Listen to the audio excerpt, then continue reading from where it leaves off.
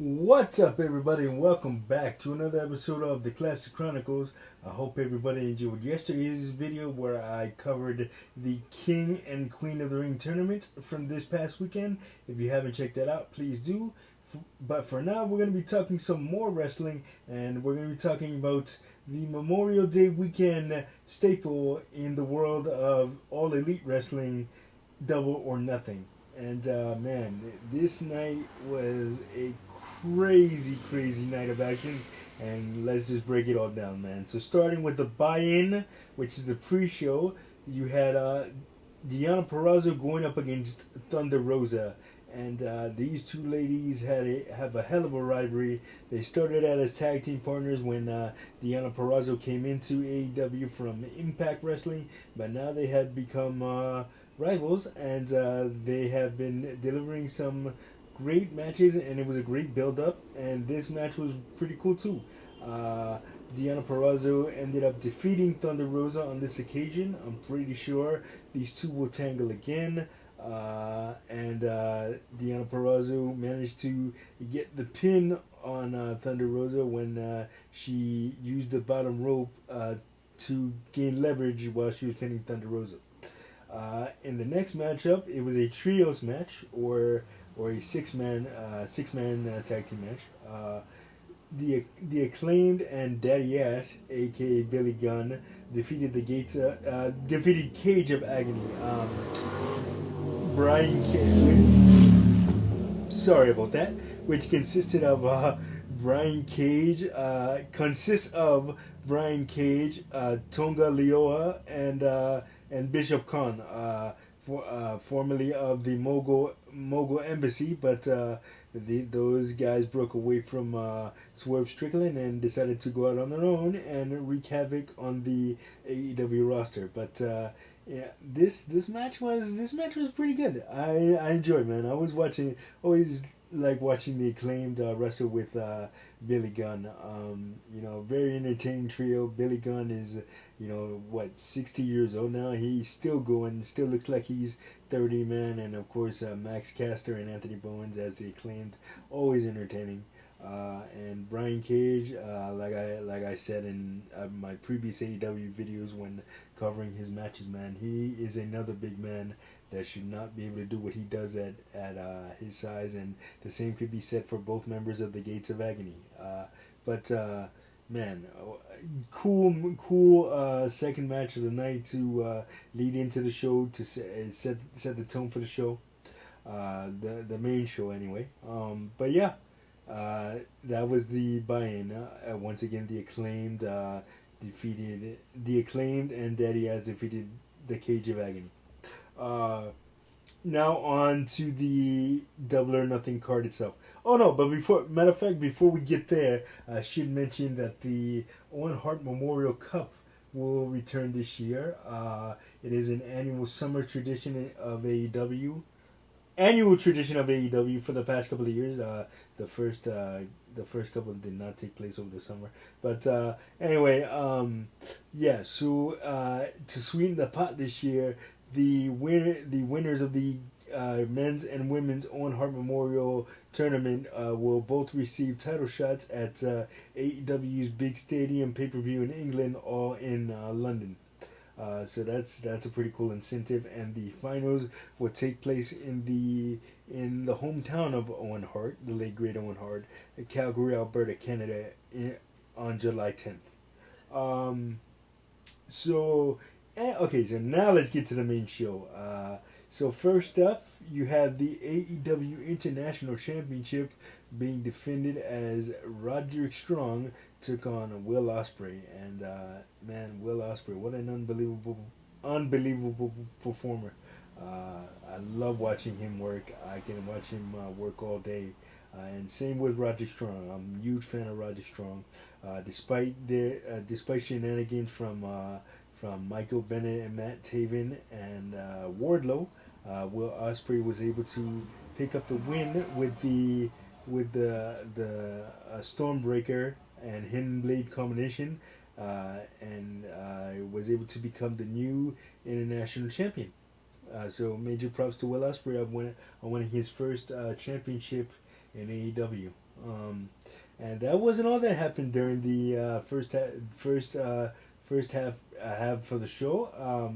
The return of MJF. Now MJF had been out for out since December after losing the AEW World Championship to Samoa Joe at World's End at the end of last year, and he is now fully healthy and ready to go, looking more jacked than ever, and came out like Triple H did when he came back, you know, with the leather jean jacket on. It was pretty cool tribute to Triple H. But you know, he basically cut a promo about how he's the best in the world, and it is hard to dispute that.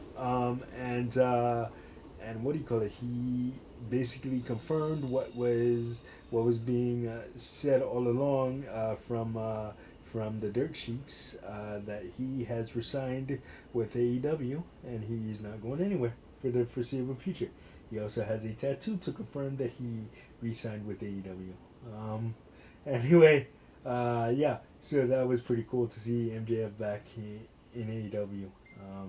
I didn't have any doubt that he was going anywhere else, although a lot of people said that he might jump ship to WWE, but you know, that's just him trolling, man. But anyway, next up you had Jay White and the Guns, also known as the Bang Bang Gang, defend the AEW Unified Trios Championships against the Death Triangle, which consists of the Lucha Brothers, Penta El Cero Romeo, and Rey Phoenix, and the Bastard Pack. That is Death Triangle.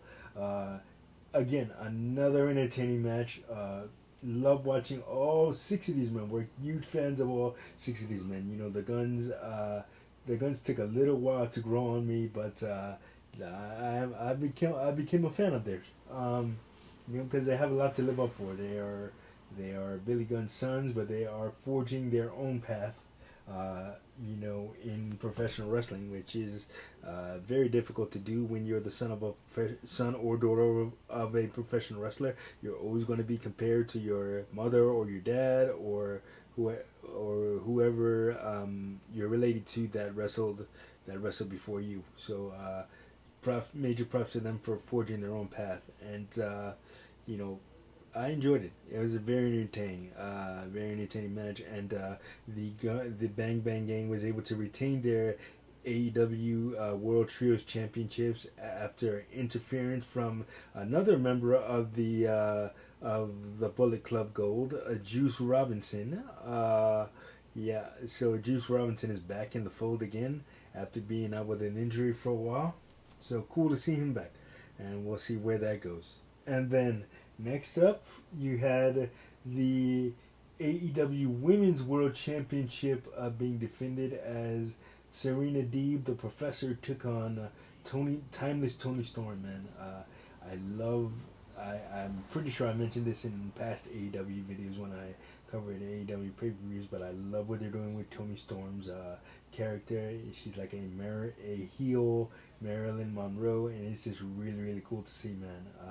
And also the pairing of Mariah May, she and Mariah May, it's awesome.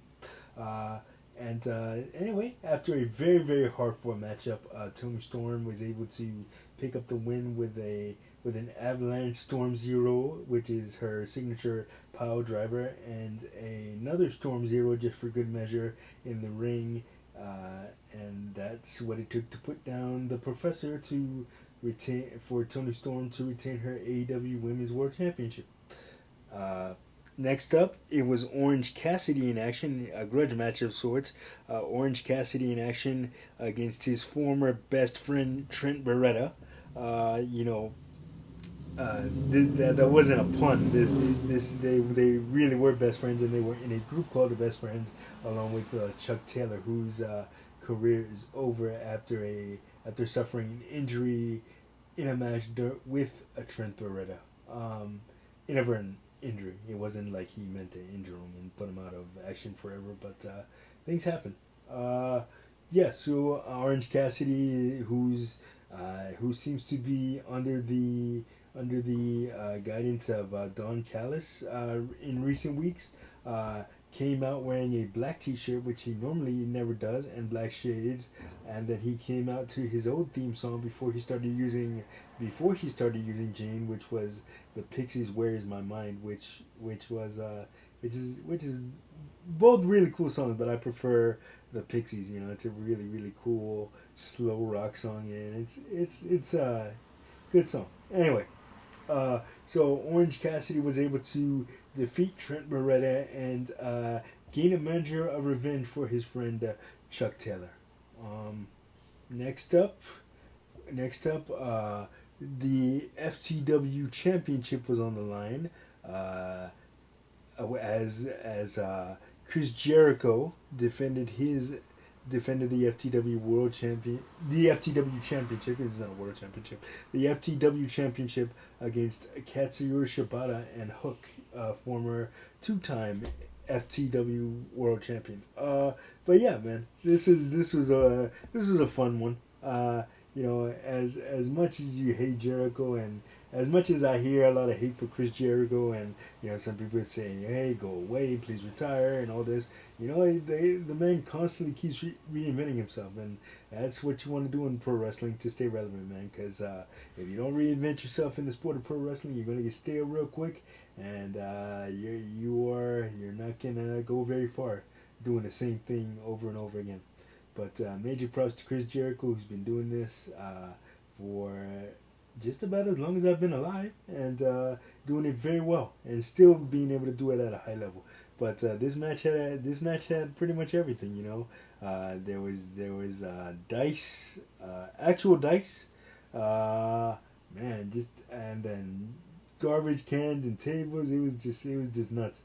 But Chris Jericho managed to pick up the win and retain the FCW championship. Next up, it was an IWGP championship eliminator match, meaning if the challenger, if the person that's in the eliminator match pins the champion, they get a future shot against the champion. So in this case, it was Konosuke Takeshita of the Don Callis family taking on the IWGP champion Jon Moxley, which means if Takeshita beat Moxley, then he would get a future IWGP championship match. But unfortunately, that was not meant to be, as despite a very, very good match between the two, Jon Moxley was able to pick up the win with the Death Rider, which is a jumping DDT, and man, it was a very, very hard fought match. I love watching Jon Moxley wrestle. He's such a gritty competitor, and good watching wrestle all day, man.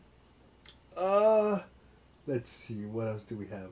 Oh, and then more, not to be outdone by the last match in terms of hard hitting and gritty violence. We had a barbed wire steel cage match in which the TNT Championship was on the line, as Adam Copeland, formerly known as Edge, defended the TNT Championship against Malachi Black, formerly known as Aleister Black or Tommy End, depending on how far you want to go back. Anyway, but yeah, so these two just beat the daylights out of each other. Of course, lots of use of the barbed wire, and lots of blood, and an appearance by Gangrel, man. Edge's former running buddy with the Brood back in his WWE days during the Attitude Era. And also, it should be noted that Adam Copeland came out to Slayer South of Heaven, like he did when he faced Finn Balor inside the Hell in a Cell at WrestleMania 39 last year. But they unlike that entrance, he actually used it for the whole walk down to the ring this time, which was pretty cool. But Edge was oh my god, I keep calling him Edge. Adam Copeland was able to retain his TNT Championship after help from Gangrel. and pretty cool to see that, man.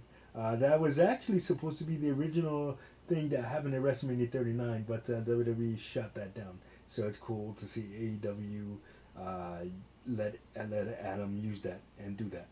And then so after that was your first of the triple main event, which is what this pay per view was built around. So your first of the triple main event was Mercedes Moné, formerly known as Sasha Banks, defending going for the TBS championship against Willow Nightingale. Now, Willow Nightingale and Mercedes Moné are no strangers to each other. They faced off for the New Japan Strong Women's Championship, in which Willow Nightingale ended up winning after Mercedes Moné injured her ankle that night. So this was kind of the second match, and the build-up was pretty cool. A whole lot of talking, and they just recently started getting physical with each other over the last couple of weeks. And tonight, Mercedes Moné was able to pick up to win the TBS championship in her debut match in AEW. And that is not all that happened. Willow Nightingale's former friend Chris Statlander ended up turning on her and just joining with Stokely Hathaway, which was the manager of both Willow Nightingale and Chris Statlander. So it'll be interesting to see where that goes. In your second of the triple main event, you had the AEW World Championship match as Christian Cage took on Swerve Strickland. Christian, man, to be able to have the run that he's having now over the last couple of years, after being told he may never wrestle again due to all his previous injuries, it's truly remarkable, and I love his heel gimmick. Him being the father of several AEW stars, the figurative father of several AEW stars, and of course you have Nick Wayne's mom in the fold, so that's always pretty cool to see, man. And Swerve, I've always been a fan of Swerve, and he never disappoints every time he steps in that ring. And he had a pretty cool Warriors entrance tonight, inspired by the old school 1979 movie. Man, it was pretty cool to see, and his gear was inspired also by the movie, I should say. So Swerve ended up picking up the win after the Swerve Stomp and the House Call, which is a running like enziguri, or basically a running kick to the back of the head, done safely, if that makes any sense. But what do you call it? There was a lot of shenanigans going on during the match, but I like Prince Nana. Who's Swerve's ally and manager. He came out after getting thrown out in the during the contest. He came back and started chasing Nick Wayne with a steel pipe, which I thought was pretty hilarious, and his pants were falling down, so I thought that was pretty funny. But anyway, Swerve is still the world heavyweight champion after successfully defending it for the first time on pay-per-view. So then in your main event of the night, man, it was Anarchy in the Arena, man. Basically the Elites, which consists of Jack Perry, the Rainmaker, Kazuchika Okada, and the AEW World Tag Team Champions, the Young Bucks. They took on Team AEW, which was comprised of FTR, Dax Harwood and Cash Wheeler, Darby Allin, and Bryan Danielson. So Anarchy in the Arena is just basically this crazy match where anything goes. You can fight anywhere. You can basically use anything you want, but the pinfall, I think, must be done in the rings. But man, this match had everything. Jack Perry tried to run over Darby Allin with a bus, and that is not not a just something that happened in storyline. That actually happened to poor Darby Allin. In addition to breaking his foot in a match in April, he got ran over by a bus while in New York of all places. About a week later, so he's inhuman, Darby Allin, and for him to go through all that and wrestle this match is absolutely insane. And you know, also instead of you know, it also had tables, shoes with thumbtacks, thumbtack sleeves. Oh man, this match just had everything. These men just beat the high holy crap out of each other, and it was one hell of an entertaining match. And my favorite part of it was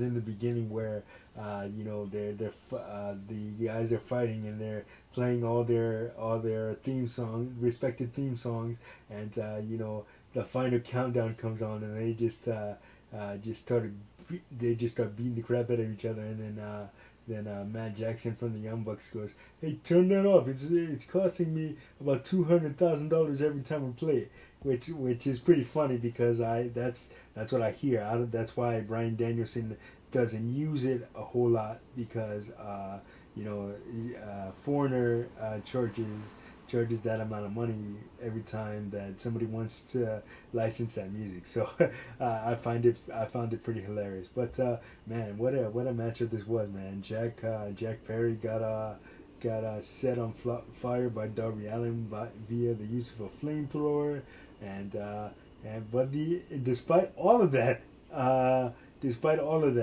these guys kicking the crap out of each other, the Elites was able to pick up the win in Anarchy in the Arena after Jack Perry hit Bryan Danielson with a running knee to the side of his head and scored the pinfall.